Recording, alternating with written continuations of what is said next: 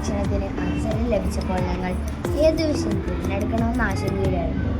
പിന്നാലെ ഞങ്ങളെക്കുറിച്ച് പഠിക്കുന്നതാണ് ഉചിതം എന്ന് ഞങ്ങൾ അങ്ങനെ 13 വ്യക്തികൾ ഉറപ്പിച്ച് ഇതിൻ്റെ വളർച്ചയെ പറ്റി പഠിക്കാൻ തീരുമാനിച്ചു. ഉറപ്പിക്കാനായി നെല്ല്, ഗോതമ്പ്, പയറ്, ഗ്രീൻ പീസ്, കടല, എള്ള്, മല്ലി, വെണ്ട, ചീര, അയമോദകം, കടുക്, ജമന്തി, ഉലുവ എന്നിവയെ ഇന്നേക്ക് ശേഖരിച്ചു. ശേഖരിച്ച വിത്തുകൾ തരം തിരിച്ച് 24 മണിക്കൂർ വെള്ളത്തിൽ കുതിർക്കാനായിട്ട് ഇട്ടു. ഒപ്പം ഇവ വിതയ്ക്കാൻ ചട്ടികളും വിത്തുകളെടുത്ത് കിഴികെട്ടി മുളക്കാനായി വെച്ചു. എടുത്തു വച്ചിരുന്ന ചട്ടിയിൽ വെള്ളം നനച്ച് ഈർപ്പം നിലനിർത്തി വിത്തുകൾ നിറച്ച ചട്ടികൾ ഓരോന്നുമായി മുളക്കാനായി പ്രത്യേകമായി ട്രേയിൽ സൂക്ഷിച്ചു വെച്ചു. വിത്തുകൾ ഓരോന്നും അവയ്ക്കായി ഒരുക്കിയിരുന്ന് ചട്ടിയിലേക്ക് പാകി ആവശ്യമായ വെള്ളം നൽകി വിത്ത് വിതയ്ക്കാൻ പാകത്തിന് പരുവപ്പെടുത്തി. ഞങ്ങൾക്ക് പയർ വിത്ത് നന്നായി മുളച്ചു. അത് കണ്ടപ്പോൾ ഞങ്ങൾക്ക് വളരെ സന്തോഷമായി. ഞങ്ങൾ വിതച്ച വിത്തിൽ ആദ്യം മുളച്ചത് പയറാണ്. അത് കണ്ടപ്പോൾ ഞങ്ങൾക്ക് വളരെയധികം സന്തോഷമായി. ഒരു വിത്തിൽ നിന്ന് ആദ്യം മുളക്കുന്ന മുളയെ ബീജമൂലം എന്ന് പറയുമെന്ന് ടീച്ചർ പറഞ്ഞു. താഴേക്കാണ് ബീജമൂലത്തിന്റെ വളർച്ച.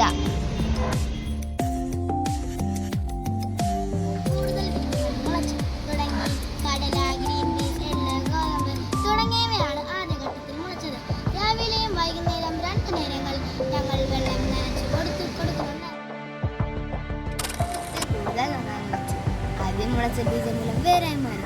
ഈ വേരുള്ളൊരു വളരാനുള്ള ജലവും ലവണങ്ങളും വലിച്ചെടുക്കപ്പെടുന്നത്. വേര് വരുന്നതും സസ്യത്തിന് വളരാൻ അത്യാവശ്യമായ ഭക്ഷണം അവയുടെ ബീജപത്രത്തിൽ ശേഖരിക്കപ്പെട്ടിട്ടുണ്ട് എന്നാണ് ടീച്ചർ പറഞ്ഞത്.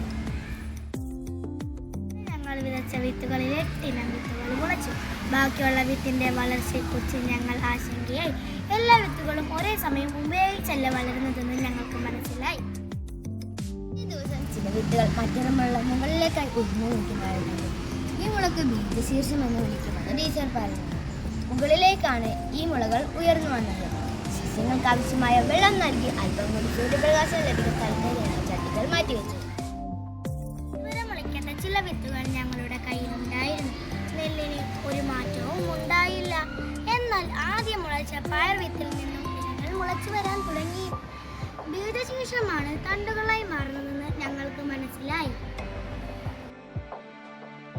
ഗോതമ്പ് ചെടി നിരീക്ഷിച്ചപ്പോൾ മറ്റു ചെടികളിൽ നിന്ന് വ്യത്യസ്തമായ ബീജം, കടല, ഗ്രീൻ പീസ് എന്നിവയ്ക്ക് 2 ബീജപത്രങ്ങളുണ്ട്. എന്നാൽ ഗോതമ്പിന് ഒരു ബീജപത്രമേ ഉണ്ടായിരുന്നുള്ളൂ. ഞങ്ങളുടെ ചെടികളെ കുറച്ചുകൂടി വെയിൽ ലഭിക്കുന്ന സ്ഥലത്തേക്ക് മാറ്റിവെച്ചു. കാരണം ചുവട്ടിൽ അല്പം പൂപ്പൽ ബാധിച്ചു. അതുകൊണ്ടപ്പോൾ നമുക്ക് വളരെ സങ്കടമായി. എന്നും മല്ലിവിത്തിൽ ഒരു മുള പോലും മുളച്ചില്ല. പയർവിത്തിൽ നന്നായി മുളച്ചു. ഒരു പയർ വിത്ത് പറിച്ച് ഞങ്ങൾ ലെൻസ് ഉപയോഗിച്ച് നിരീക്ഷിച്ചു.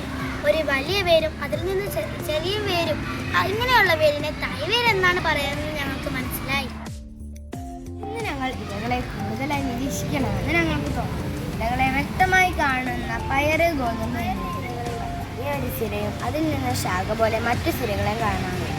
ഇത് ജാലിക ശീലാന്യാസമാണ്. എന്നാൽ ഗോതമ്പിൽ ചെടി വളരെ വലുതും സ്വയം കൂട്ടിമുട്ടാത്ത സിരകളുമായിരുന്നു. ഇത് സമാന്തര ശീലാന്യാസമാണെന്ന് മനസ്സിലായി. ഇപ്പം സങ്കടകരമായ ദിവസമായിരുന്നു. മുള പൊട്ടിയ വെണ്ടത്തൈകൾ അഴുകി തുടങ്ങി. അതുപോലെ കടല, ഗ്രീൻ പീസ്, പൂപ്പൽ ബാധയും കൂടുതലായി കാണപ്പെട്ടു.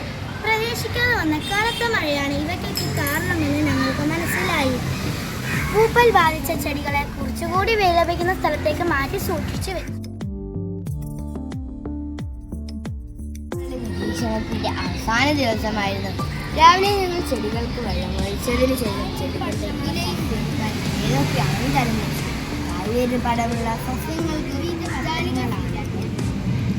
4 വേര് പടലമുള്ള സസ്യങ്ങൾക്ക് സമാന്തര ശീലാവിന്യാസമാണെന്നും അവ ഏകബീജ പത്രങ്ങളാണെന്നും ഞങ്ങൾക്ക് മനസ്സിലായി.